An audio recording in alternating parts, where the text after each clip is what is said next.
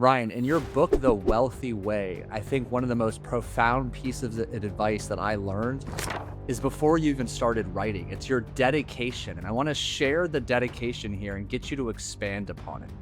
This book is dedicated to all the entrepreneurs who were told you have to grind and sacrifice everything to be successful. Was there a point in your life where you thought grinding was the only way to have success? My story is unique in that I started out as an entrepreneur because I had to be.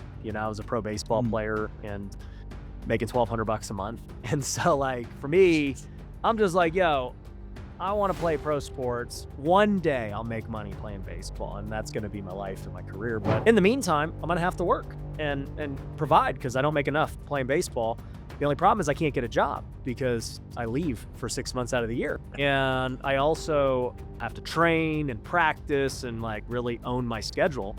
And so I was forced into entrepreneurship. And I just remember, as I read entrepreneurial books and things, it always was the message was grind, grind, grind. It was like, hey, you got to put in the work. You got to work 80-hour weeks. And I was told the same thing in baseball too, by the way. It's like, bro, you got to just do X, Y, Z if you want to be great. I won't say that I really bought into it, really, because I've always been a guy who's been against the grain no matter what. I'm just like, if that's what they say, let's try and do it a different way, And so I kind of fell into doing entrepreneurship in a way that was delegated from the jump because I had to, I started flipping couches and that was my first successful business. I was making $8-10 grand a month net, just flipping couches on Craigslist. And so eventually I realized I could just have somebody else drive the couches and pick them up. I don't have to do this, So let me do that. And then, I started flipping houses and that became, how I became a millionaire. And I remember my last 3 years playing baseball, 2015 to 2017, I was, starting my house flipping journey while still playing. And it was well, these houses are still going to be here when I leave and they got to get fixed up. They have to get renovated. We have to sell them. So I'm either going to quit baseball and go all in on flipping houses, or I'm going to find a way to do both. And I was like, I'm not quitting baseball. So I'm going to find a way to do both. And so I started hiring people and then I started making money.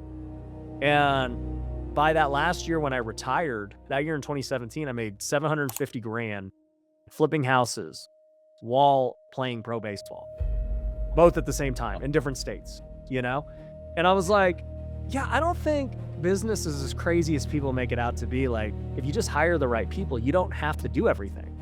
And so from that point forward, as an entrepreneur, I always started to think, all right, how do I just not be the guy having to do everything?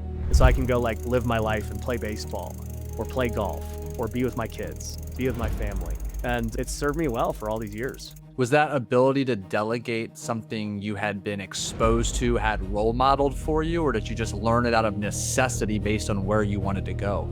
It was necessity. And, there's a pastor, his name is Craig Groeschel, really famous pastor, has a leadership podcast too that, just lots of people like listening to. But I'll never forget this quote because it sums up perfectly what happened to me. He said that limitation leads to innovation. And so the more limits you force upon yourself, the more innovative you must be. So if we were to just think in a perfect scenario where we had unlimited resource, right? I have millions of dollars, I have, all this time and all these different things, your options, you have lots of options to go and figure out how to make money and do stuff, right? And so you usually just pick a very generic option. You're like, oh, well, I got all this stuff. If I just put my money in the stock market, then it's all good, right? But the moment you start adding limits to your situation, it forces you to be innovative to get the same result. So if I'm like, hey, here's the limits. I'm going to play baseball. I'm going to leave 6 months out of the year. And during the 6 months I'm home, I'm going to be training for 4 hours a day.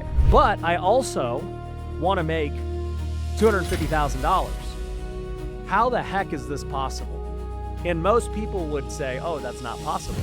Nobody else that I was playing minor league baseball with did it. Nobody, right? And so it'd be easy to just be like, yeah, it's just not possible. If you could just give lessons on the side, because that's what most guys did. I run a couple camps and whatever. I can make a few bucks. And I'm like, screw that, dude. There has to be a way to do both.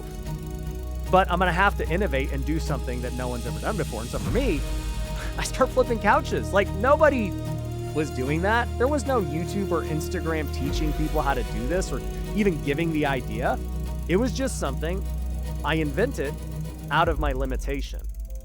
And that then led to flipping houses where it was like, well, I'm going to have to figure out how to, like take it to the next level because I'm capped out flipping couches. Like all I can do is make like 10 grand a month.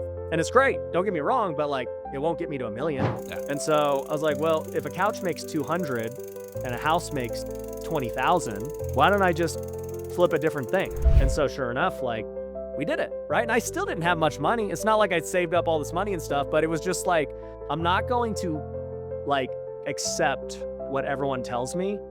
I'm going to say, this is the outcome I want. This is how much money I want to make while living a lifestyle that looks like this. For me, the lifestyle was playing pro baseball and being gone. And I'm going to figure out a vehicle that allows me to do both.